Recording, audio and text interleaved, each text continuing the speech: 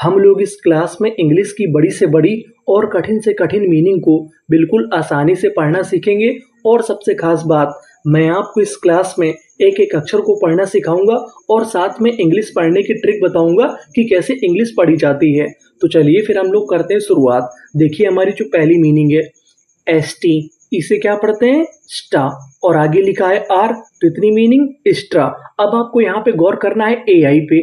अगर आपको इंग्लिश में कहीं पर एआई लिखा मिले तो जो हमारा एआई होता है वो एक ही मात्रा का काम करता है, तो इतनी मीनिंग स्ट्रे। और आगे लिखा है जीएसटी, जीएसटी हमारा स्पेशल कोड है। अगर आपको इंग्लिश में कहीं पर जीएसटी लिखा मिले तो हम लोग जीएसटी को पढ़ते हैं टा। अब सवाल ये है कि इंग्लिश में कोड किसे कहते हैं, तो कोड इंग्लिश में ऐसे अक्षरों का समूह होता है जो कि इंग्लिश की मीनिंग में बार बार आता है और हमको उसका सही उच्चारण नहीं पता होता। जैसे जीएसटी है तो इसे क्या पढ़ना है टा, तो हमारी इतनी मीनिंग क्या बनी स्ट्रेट। और आगे लिखा है ईएन, तो हमने जोड़ दिया एन, इतनी मीनिंग स्ट्रेटेन। और आखिरी में लिखा है ईडी।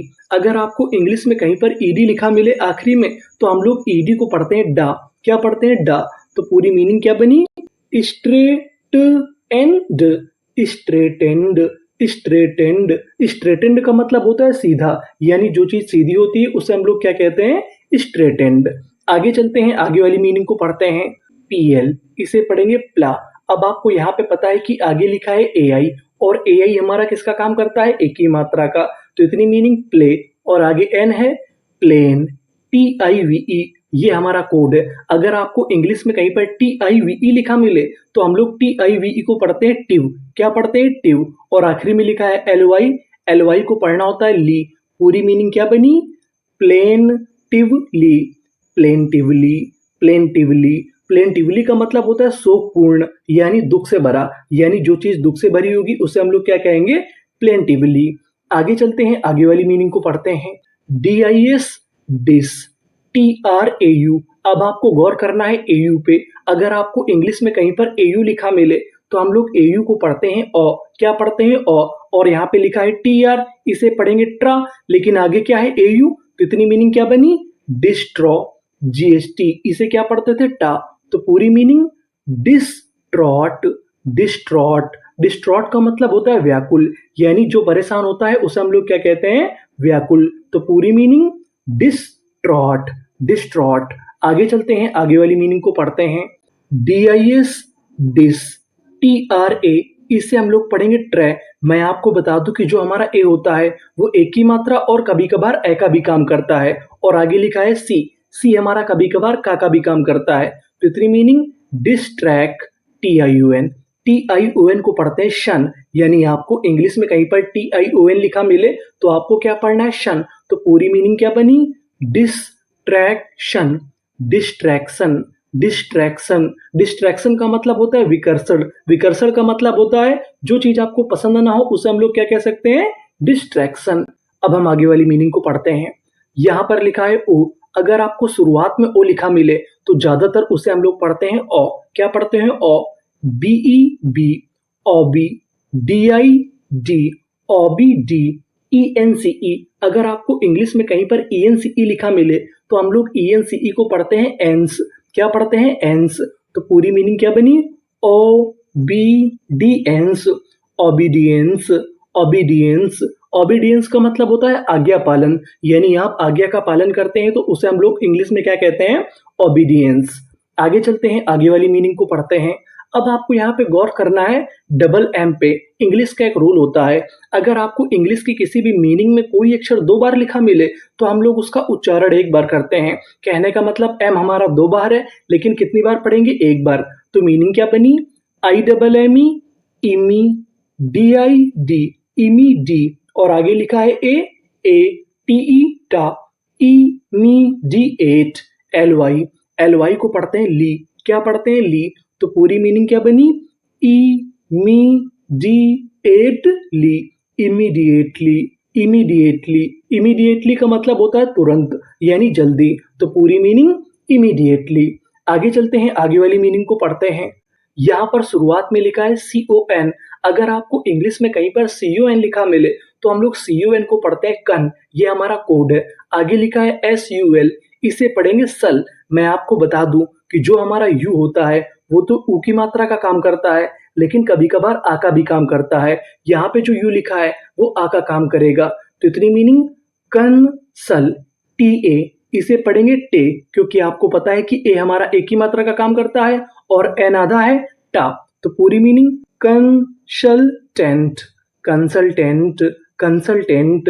कंसल्टेंट का मतलब होता है सलाहकार, यानी जो व्यक्ति सलाह देता है उसे हम लोग क्या कहते हैं, कंसल्टेंट। आगे चलते हैं, आगे वाली मीनिंग को पढ़ते हैं।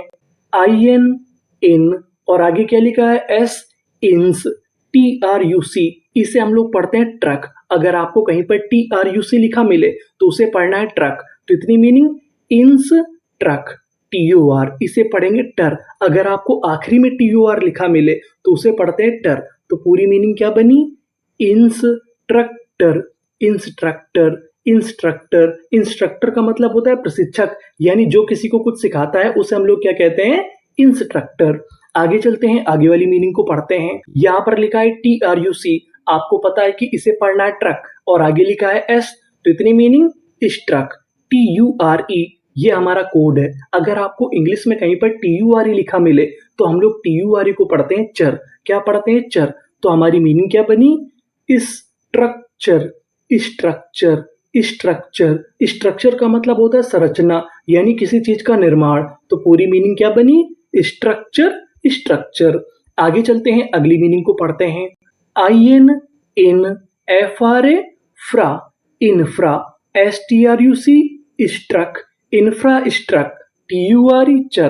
पूरी meaning infrastructure, infrastructure, infrastructure. Infrastructure का मतलब होता है आधारभूत संरचना।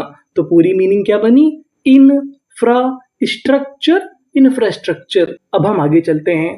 पीईआर, अगर आपको इंग्लिश में कहीं पर पीईआर लिखा मिले तो हम लोग पीईआर को पढ़ते हैं पर। ये हमारा कोड है, यानी हमें पीईआर को क्या पढ़ना है, पर। तो मीनिंग बनी पर। ए में इसे पढ़ेंगे मा, परमा, एनईएनटी, नेंट, परमानेंट, परमानेंट। परमानेंट का मतलब होता है सदैव, यानी हमेशा के लिए। तो पूरी मीनिंग क्या बनी, परमानेंट, परमानेंट। आगे चलते हैं, आगे वाली मीनिंग को पढ़ते हैं। COM, अगर आपको इंग्लिश में कहीं पर COM लिखा मिले तो COM को पढ़ते हैं कम। क्या पढ़ते हैं, कम। PA, इसे पढ़ेंगे पे, कम पे, NI, नी, कम पे नी, ON, इसे यहाँ पे पढ़ेंगे अन। पूरी मीनिंग कम पे नी अन, कंपेनियन, कंपेनियन। कंपेनियन का मतलब होता है साथी, यानी जो आपका साथ देता है उसे हम लोग क्या कहते हैं, कंपेनियन। आगे चलते हैं, आगे वाली मीनिंग को पढ़ते हैं।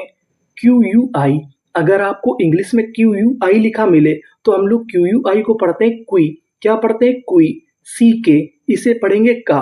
CK को क्या पढ़ना होता है, का, और आगे लिखा है EST, quickest, quickest, quickest.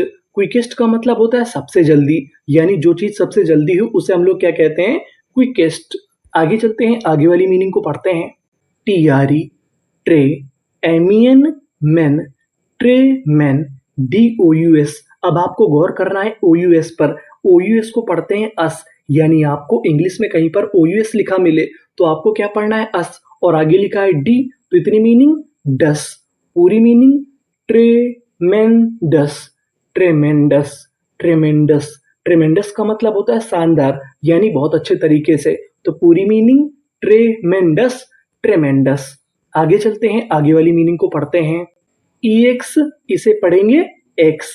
CHA, इसे पढ़ेंगे चे, और आगे N है चेन, GE, इसे पढ़ेंगे जा। इंग्लिश का एक रूल होता है, अगर आपको इंग्लिश के किसी भी मीनिंग के आखिरी में ई लिखा मिले तो हम लोग ई का उच्चारण नहीं करते।